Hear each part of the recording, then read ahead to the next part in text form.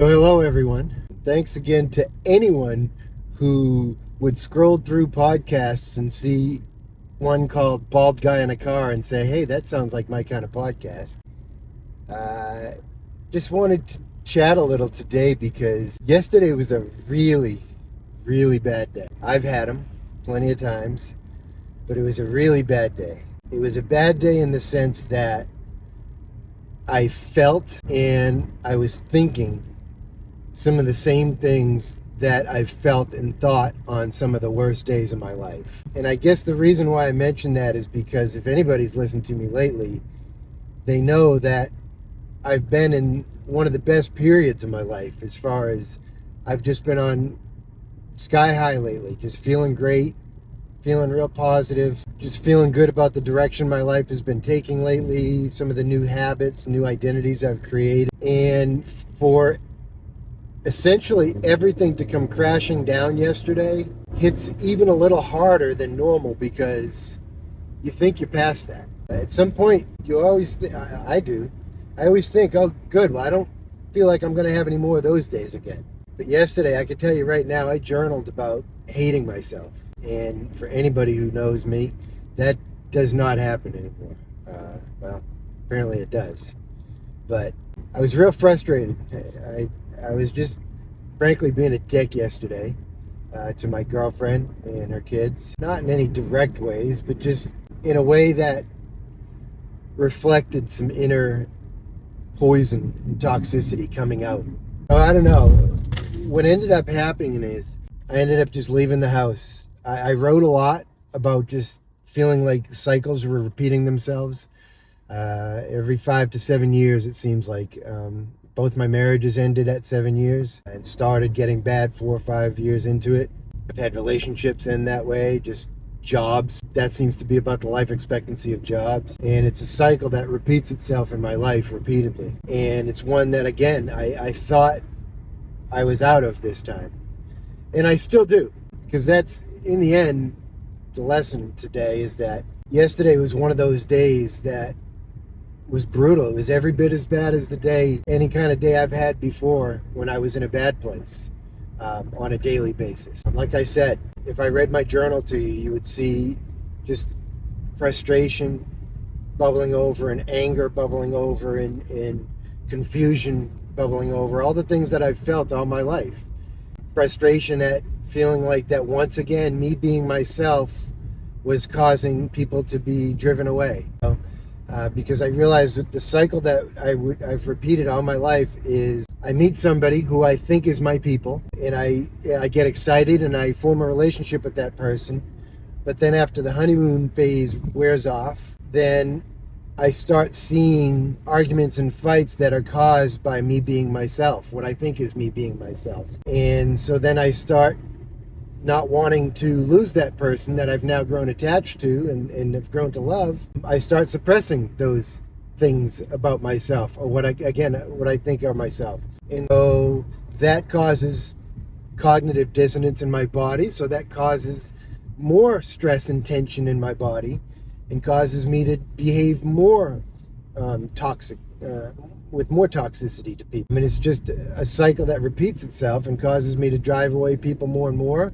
And then I get pissed off because I feel like I'm not being able to be myself around this person. And then I get mad at myself because I think to myself, well, being yourself is just what drives people away, Paul. It's done it your whole life. The only way you can survive in this world is to just be someone else. Because whenever you're yourself, you just drive people away. But I had an epiphany yesterday. Because what I ended up doing is I just got away from the house. I ended up going running in the woods. And when I got back from my run, I sat in my car and I just put on some music, meditating music, and I just kind of got into a place where I could just think. And I started asking myself some questions. And I started asking myself why I ran. What do I do in these situations when I feel like this? What do I do? And the answer is that I run. I don't escape, so to speak, but I run. And I retreat temporarily. I say I don't escape because I'm not running away from the situation. I don't ever do that. I face it eventually. But what I definitely do is I retreat from the situation just to clear my head and to clear my thoughts. And that's what I've always done. And it used to cause tension between exes and myself, because when we'd have an argument, I would need to just get away. And sometimes I would play a video game or listen to music or just do something to clear my head. And I think for them, they thought getting away meant that I needed to think about the problem and to form solutions. But that's not ever what I needed to do. I needed to get rid of the stress and tension in my body, in my mind, in order to just not feel angry and hateful anymore. And that is the only way I could ever come up with any solutions and process anything. So when I would play video games or something like that, they would get bothered. They would think I was ignoring the problem. But that's really what I was doing, is I was trying. What I discovered yesterday and what I came to understand yesterday, the epiphany I had, is that what I was really doing is trying to escape to a place of peace, because stress and tension is something that I don't deal with well. That was the epiphany I had yesterday. So rather than dealing with stress and tension, I escape. When I feel stress and tension in my life, I escape, either physically or mentally. And the problem is, when I escape mentally, what that means is I tried to push people away by being a dick. I start being judgy and critical, and I start nitpicking little things about people and just annoy people to the point where it causes a fight and an argument, which causes silence, which is peace, at least in my warped way of thinking. Or just either way, or they just get so fed up with me and they just walk away. So then again, I get my peace. So it's a coping mechanism that has worked for me in my life, but just because something works doesn't mean it's working well. It's something I've realized in my life as well. So yesterday, when I escaped, I kind of finally, like I said, I came to the conclusion that what I was seeking whenever I do that is peace. And peace from stress and tension, because I don't do stress and tension well. And since I don't do it well, I seek to escape, either physically or mentally. And that was such a big realization, because when that hit me, it also hit me immediately. Why? Recently, as I've been writing a timeline for a book about my life that I'm writing, I've realized that I was born into stress and tension. The first 2-3 years of my life had to have been nothing but stress and tension. And I've mentioned this before in an episode before, because my parents were divorced 2 years later. And like I said, I've been through 2 divorces, and I know what precedes a divorce. And it's a lot of stress and tension, uncomfortable silences, and just things like that. So I was born into that.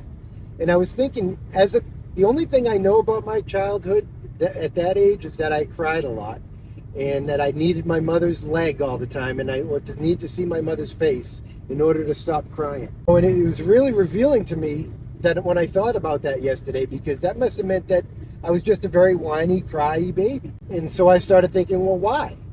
Why was I whiny, cryy? Well, because I was born into a house filled with stress and tension. And it kills me to think of my mother hearing this and feeling terrible about that as she realizes how true it is. But it happens in so many houses, I'm sure. I'm sure it's happened in my house. But either way, that's what I was born into, is stress and tension. And so the first few years of my life, I clung to my mother to try to escape that stress and tension, unwittingly and unknowingly, not realizing that she was probably in some way a big source of that stress and tension, because it was her and my dad that were arguing and fighting. And then as a kid later on in life, I have fleeting memories of most of the next period of my life, the next 5 to 7 years of my life, from age like 5 to 12, just fleeting memories. And the times that I do remember are the times of peace, not the stress and tension. I blocked those out. I remember playing in the woods with my friend, where I was just in blissful peace and imagination land. And I remember reading up in my room at night, where I could just escape. That was always an escape for me as well, from the stress and the tension. When I realized this yesterday, like I said, it was a big deal, because what it told me is that I need to start learning how to deal with stress and tension instead of escaping it. I need to start facing it and start learning some coping mechanisms. And it's funny, I started identifying sources of stress and tension in my life yesterday, and one of them is something that recently I've figured out how to deal with. And it's been very therapeutic, as a matter of fact, too. One of Beth's girls, has ADHD and has a lot of anger issues. And my method of dealing with that has been what I was taught as a kid, and that's to send her to timeout or her room and to tell her to just chill out and calm down, rather than punish her, so to speak. But I'm sure there's a lot of people listening right now saying, yeah, sure, what's wrong with that? But I bet you there's a lot of people listening too saying, nah, that's not right, because until you teach her how to deal with it and chill out and stress and calm down, she's not going to know how to do it automatically on her own. And that's the problem. I was never taught as a kid how to chill out and calm down and relieve my anger and release that stress and tension like I did yesterday. I know now as an adult ways to do it.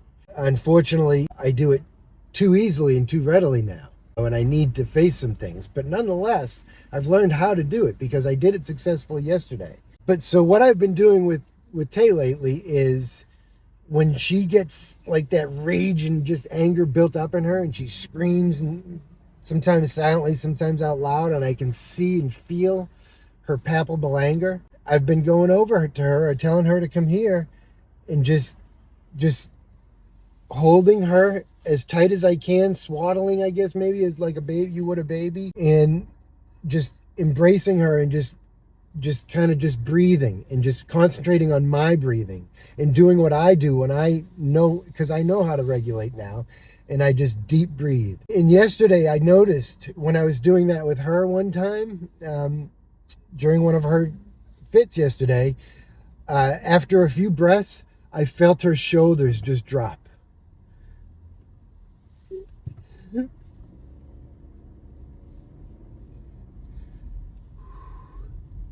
And it made me realize, I got emotional with her right on the spot. And I told her, I said, Tay, you know, when we talk about breathing and just calming down and regulating, we've been talking about doing this, and you know how we've been doing this a lot lately and it makes us feel better? And she said, yeah. I said, well, that's what I was doing today, because they were asking where I was when I just got away. I said, that's what I was doing today, because I was breathing and I was calming myself down. And I said, and I understand now, one of the things I have not done with you is taught you how to do this. And I said, I know this feels so much better, doesn't it? And she said, yeah.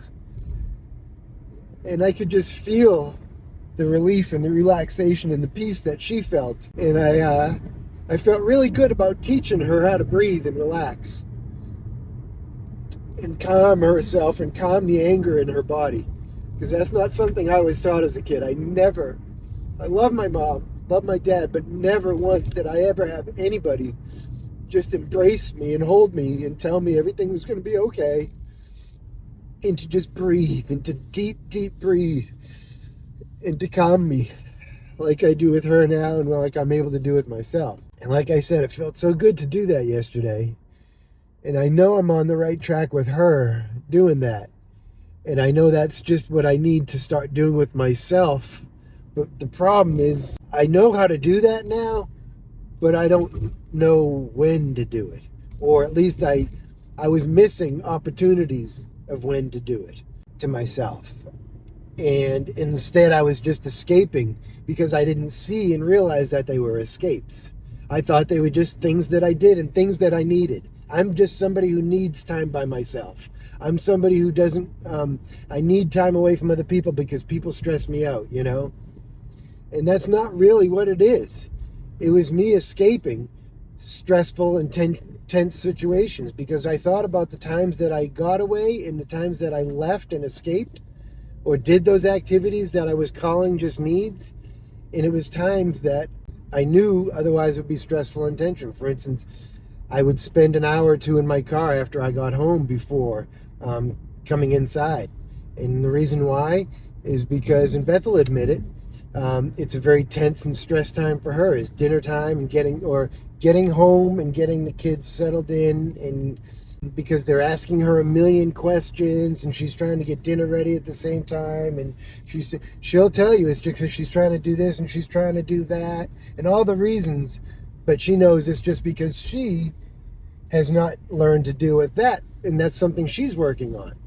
But the problem is I was letting her stress and tension. I was not dealing well with that.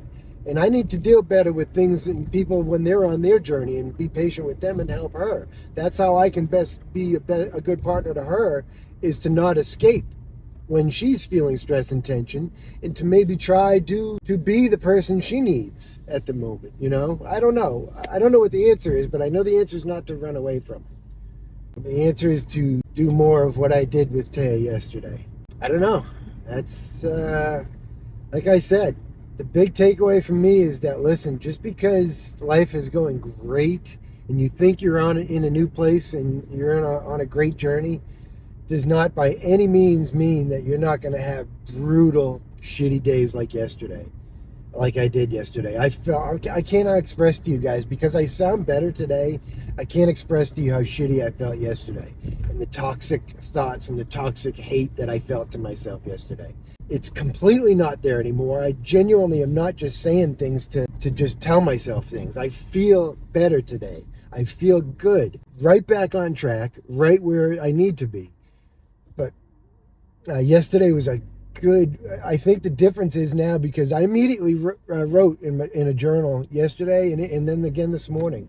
One of my gratitudes this morning was hard days that teach me lessons that make me a better person, because I'm genuinely getting to a place in my life where I can start quicker identifying days like yesterday as just part of the growth and part of the learning. And yesterday was a big growth and a big learning. I should be excited about a day like yesterday and not down on myself. I'm trying to do that, and it excites me sometimes, because I get better about doing that and about identifying days like that as the lesson. I don't know. That's my drive in. I really wanted to share that with you guys today. I hope that makes a difference for somebody. But thanks for listening to some random bald guy in a car. Love you guys so much. I know I'm corny, but anybody who listens, I love you. Peace. Namaste.